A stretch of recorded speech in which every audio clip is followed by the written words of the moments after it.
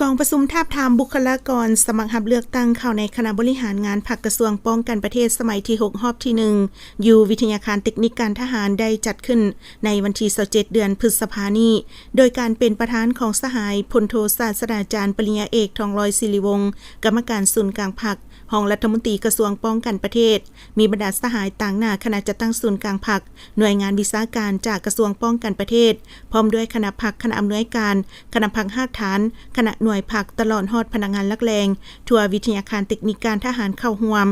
สหายพันเอกอัมพรสุวิไสกรรมการคณะพรรคกรมใหญ่หัวหน้าห้องการเมืองกรมใหญ่การเมืองกองทัพได้ผ่านมาตรฐานเงื่อนไขผู้จะสมัครรับเลือกตั้งเข้าในคณะบริหารงานพรรคกระทรวงป้องกันประเทศสมัยที่6ต้องเป็นผู้ที่มีมาตรฐานเงื่อนไขครบถ้วนยึดมั่นอุดมการณ์สังคมนิยมกำแน่นทฤษฎีมาร์กเลนินมีคุณสมบัติศีลธรรมปฏิบัติมีทัศนะการเมืองนักแน่นมีความจงรักภักดีต่อประเทศชาติต่อประชาชนเป็นแบบอย่างในการปฏิบัติกฎระเบียบของพรรคกฎหมายของรัฐอย่างเข้มงวดมีความรู้ความสามารถอันแน่นอนมีแบบแผนวิธีเฮ็ดเวียกที่ถูกต้องเคารพและปฏิบัติหลักการรวมศูนย์ประชาธิปไตยมีสุขภาพสมบูรณ์แข็งแรงสามารถปฏิบัติหน้าที่การเมืองได้เป็นอย่างดี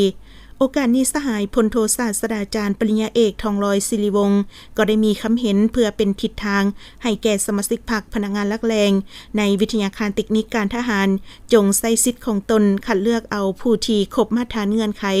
ที่เห็นว่ามีความเหมาะสมอย่างกงไปกงมาเบิ่งแบบกวมรวมเพื่อความเป็นเอกภาพในการปฏิบัติการนำพาของพรรคเป็นบอนอิงให้ก้าวสู่การปอนบัตรเลือกผู้แทนกองประชุมครบคณะบริหารงานพรรคกระทรวงป้องกันประเทศสมัยที่6อย่างสมบูรณ์โดยอิงตามเหตุผลถือคุณภาพการเฮ็ดเวียกเป็นกกมีแบบแผนนำพาบรรษาโปร่งใส